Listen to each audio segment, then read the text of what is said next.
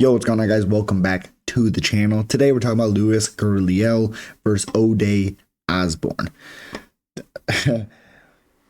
I'm very intrigued in this one. I just got done rewatching Gurule's fight against Nick Penasini, and yeah, I thought he won barely. I thought Penasini looked really good coming off the Jack Duffy win, but controversial win, really. I believe it's Jack Duffy, but yeah, Gurule, 10-0, 31 years old, 5'5" with a 64-inch reach, fighting Osbourne, who's 12-8. He's 1-4 in his last 5 fights.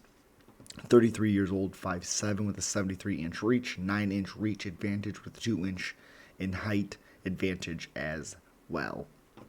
So, Osbourne's weird. You know, I believe he's lost his last 3. 2 of them have been by submission. He's been finished 3 out of his last 5 fights. Obviously, he has 1 win against Charles Johnson, which was a split, submitted by Asu, Ellen Bayoff, finished by Jafel Filio, and lost the decision against Ronaldo Rodriguez.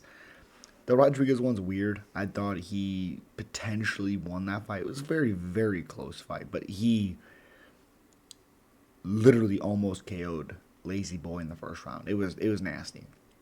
So he's 4-6 in the UFC. Like I said, 3-fight losing streak. He's been finished 5 times. 5 out of his 6 losses in the UFC are by finish. He only has 2 finishes himself, which is a little, you know, I think he's better than what that record shows, but it's what it is.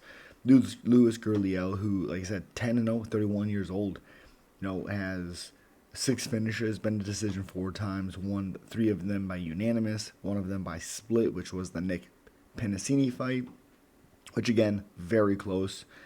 Before that, the people that he's fighting is actually pretty decent. I mean, the guy that's 11-10, that really doesn't mean a lot. I guess a guy that's a veteran, sure. Jacob Silva beat him in the 4th round, sure. Then Nick Penasini showed some really good stuff, especially with his grappling, as we already knew, but I thought his cardio looked even better. His striking even looked better. I was more impressed with him, obviously just because we had a performance to go on. The thing that worries me a lot with Gurule in this fight is Osbourne's speed.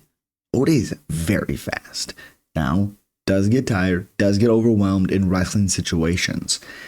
As if Gurule went in and fought just let's have a boxing match. Ode's speed is going to be very prevalent. Now, the power might be on Gurule's side, but it's such a complicated thing because, again, I think the faster guy is Ode. I think the more powerful guy is Gurule, obviously. But Nick Penasini was having a lot of success with his jab, his left hooks, and overhand rights at times, but his left hook was nice. His jab was money. He started catching Lewis as he was coming in, a lot with that left hook. I can really see Osbourne, especially coming off that Lazy Boy loss, not finish, but loss, and he almost finished him. It's crazy. It's hard for me not to pick Osbourne because, again, he's faster. He has a crazy reach. The problem is I think if he gets wrestled, it could cause a lot of problems. I don't think this fight goes to decision. I think it's absolutely a finish by either guy. Dana's Contender Series guys making debuts have not gone very well. And again, as much as I like Gurule, I like his style a lot. I like his, his style is awesome. But with a guy like Osbourne, again, who's going to have a crazy reach, 2 inches taller, has big power, and he's very fast. That's where I think the problem is going to come from.